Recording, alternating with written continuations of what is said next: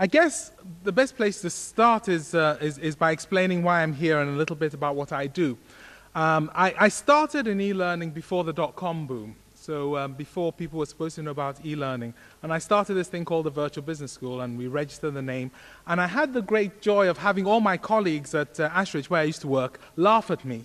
Because in those days, the word virtual simply meant the word nearly. So to them, I was going off to go and set up a nearly business school, and they thought this was hilarious. I think the reason I'm here is because the dean and the director have asked me to come and share some advice from my experience, my career with you over the period. Is there anything in particular you want to know about in terms of advice or any topics? It's okay, we can be interactive. Is that a no? Okay, well in that case I'll just give you my first two thoughts.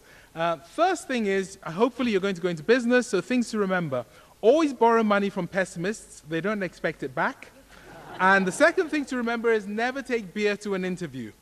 But seriously, I've been quite lucky. As Dean Cox explained, I've done many different roles throughout my career. What I thought I'd do is just mention a couple of different situations and maybe some of the learning I got out of there. And if you nod and smile, I'll go on to the next one.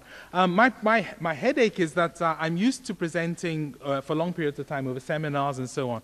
So to present for a short time is going to be quite interesting and tricky. But as they say, you only get what you pay for. So thank you very much. It's been nice working with you. Okay, seriously though. I guess for me, the real issue is around thinking about why you're doing business and what business means. One of the things which we've created in our society and our environment is an opportunity to make things happen, to feed people, to entertain them, to give them a good life. The way which we tend to do it with a lot of activities in our society is through what you'll be doing, running organizations, running businesses. One of the exciting things which I found is that in a business organization there are many roles. The type of roles you're setting yourselves up for is to manage or create these organizations. So maybe a few words about managing organizations first. As Dean Cox explained, I started my career at Shell. And I turned up at Shell, and it was an enormous organization. I was the new boy. And I had to try and make some sense of what was going on. And I realized very quickly that there was a motto which lots of people carried around in their heads, which basically said, doing the job right gets the job done. Doing it wrong 14 times means job security. And so for me, the challenge, that was a joke. For me, the challenge was to really try and get an understanding of what made people tick. And I think that's quite key. If you're going to go into managing organizations, it's really important that you have a view of how human beings behave. And most human beings, I find almost all the human beings I know are people, and they're decent people. They want to have a good life. And part of your role as a manager is to create purpose for them and also to give them an opportunity to shine. Very, very critical. Often we forget this. It's not just about delivering the business results. Most people spend a lot of their lives at work, and part of your role is going to be to make sure that the time they spend at work is actually valuable to them. So having learnt that, I then discovered a key thing. As soon as possible, build a decent team around you.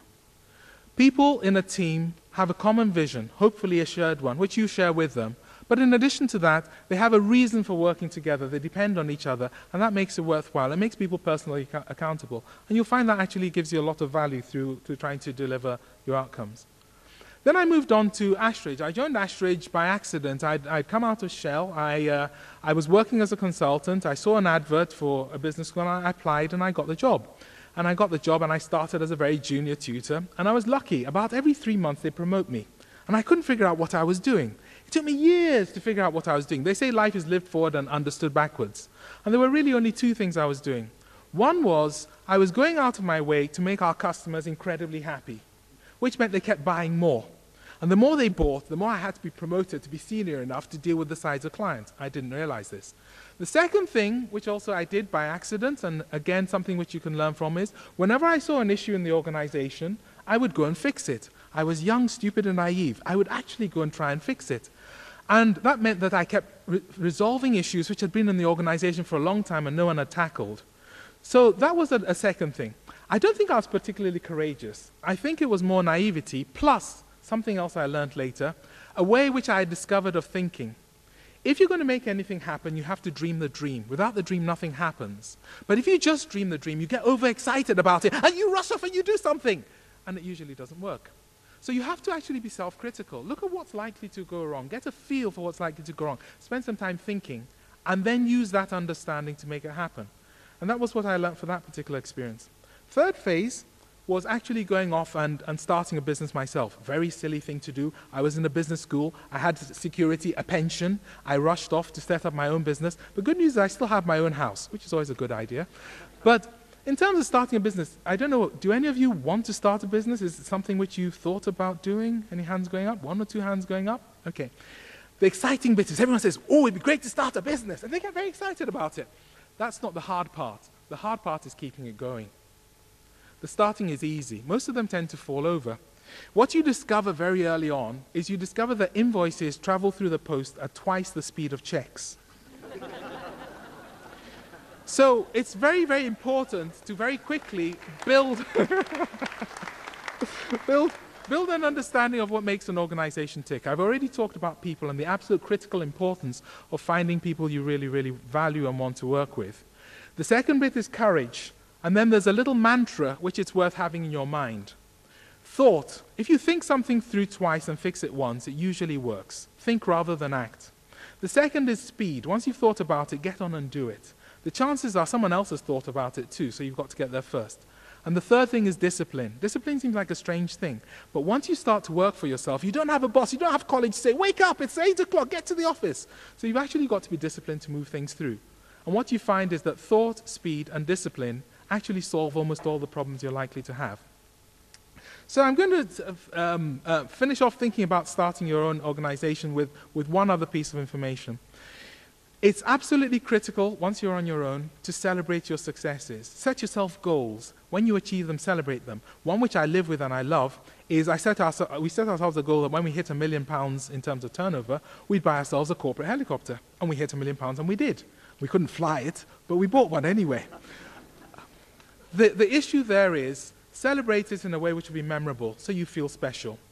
It's part of the process of keeping yourself going, and so that your team around you feel special. There are only 5 things to remember if you want to make a business succeed. First, make sure the money keeps coming in faster. Second, do everything you can do to make sure it doesn't flow out too quickly. Third, for all the things you've invested in, all your people and all your resources, make sure they deliver as much as possible. And the fourth, try and do all the compliance things as fast and as cheaply and as effectively and in a way which actually supports the society around you most effectively. The fifth thing is the one which overrides everything else. Everything you do, you must make sure you have fun and that you continue learning. And with that, I'm going to end. I can only wish you the very best of luck in this exciting time for all your challenges. Good luck and change the world. Thank you very much.